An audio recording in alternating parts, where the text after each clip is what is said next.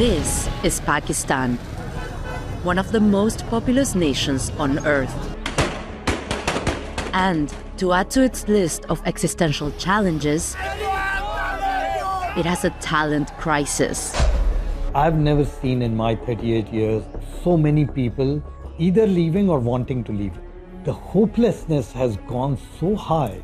If you speak to anyone in Pakistan, they either know someone who has left Pakistan or someone who wants to leave Pakistan. This has been a long-standing pattern in Pakistan, but this time around the outflow has been more to do with running from the problems of Pakistan. Skilled workers are now leaving in surging numbers, depriving the state of tax revenue it needs to avert national bankruptcy.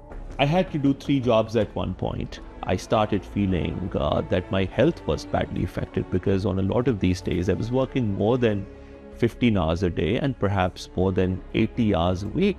So why are so many professionals leaving Pakistan? And what does that mean for the country's economic and political prospects?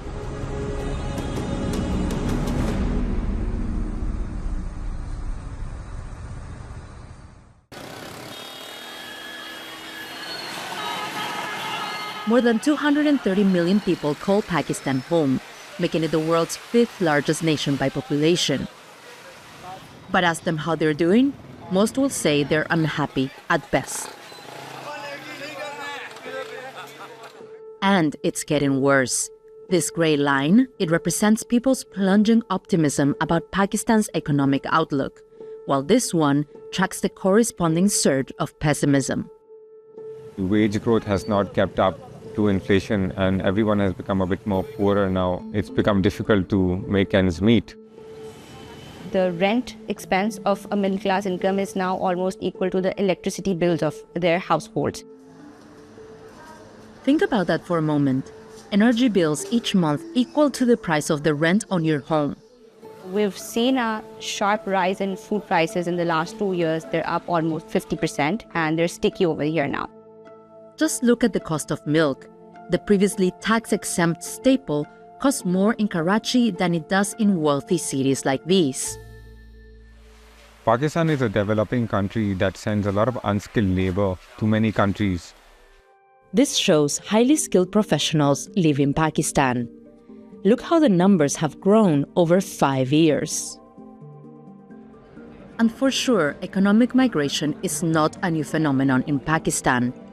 But people like Vekar Islam, who runs a tech company in Karachi, think this time it's different. There's a difference between people wanting to leave for better opportunity or people desperate to leave because there's nothing left.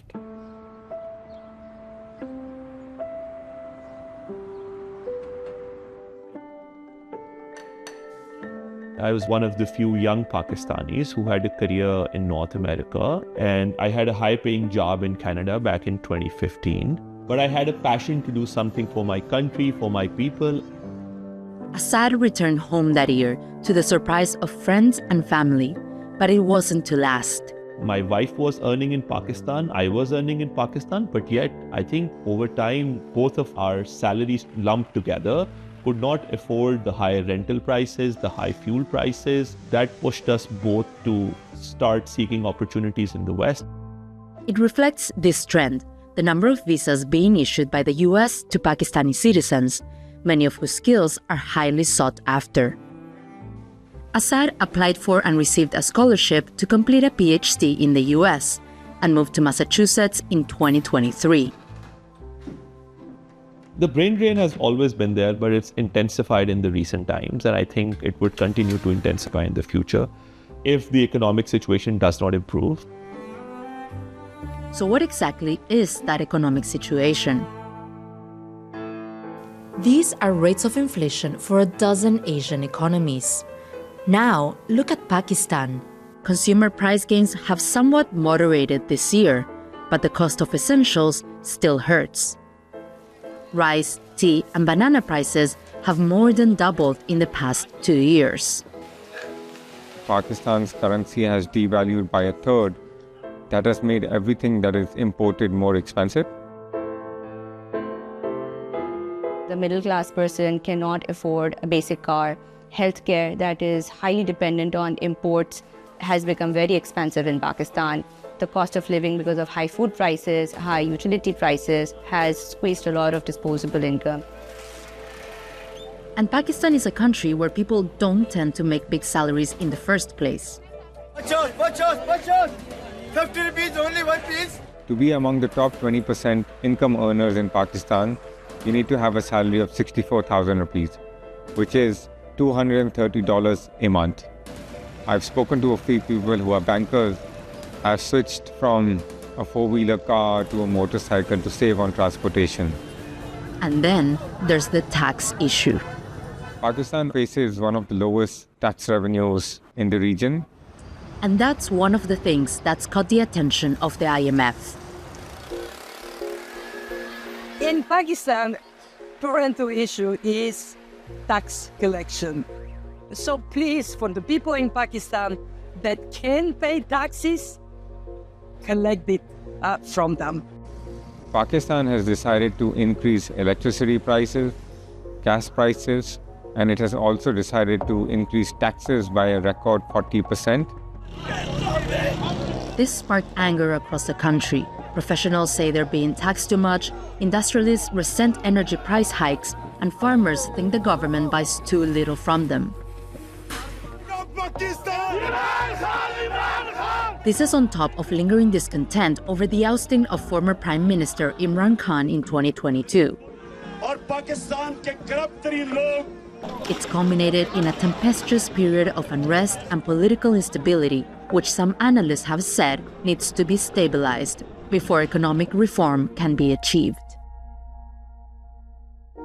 Meanwhile, the country's high corporate tax rate makes it harder to encourage businesses to invest locally and create attractive, high-quality jobs. Pakistan has a lot of undertaxed sectors. One is retail, the other is agriculture. In these two sectors, again, we're seeing that Pakistan is showing its most serious efforts to bring them in the tax net. This measure is part of Pakistan's latest agreement with the IMF. Pakistan is implementing sweeping reforms to cut costs and meet the terms of a $7 billion loan deal with the International Monetary Fund. The International Monetary Fund is known as the lender of last resort. Since the 50s, Pakistan has been one of the most regular customers. The Pakistani government has acknowledged the pain of its latest reforms on the population, but has said these structural changes are needed if the country wants to end its decades-long dependency on the IMF.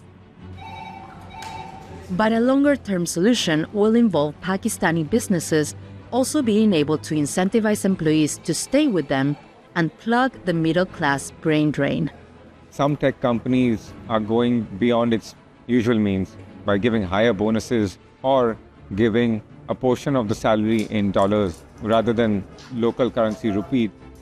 Our strategy in the last few years has been to go international and try and expand our business as fast as we can internationally so that people see a pathway of going international through us, and hopefully that will give them more incentive and motivation to stick around for a longish period of time with us and make a career.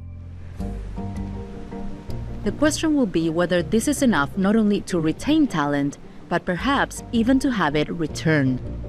I think that option never goes out of the window, and it will always stay on the cards.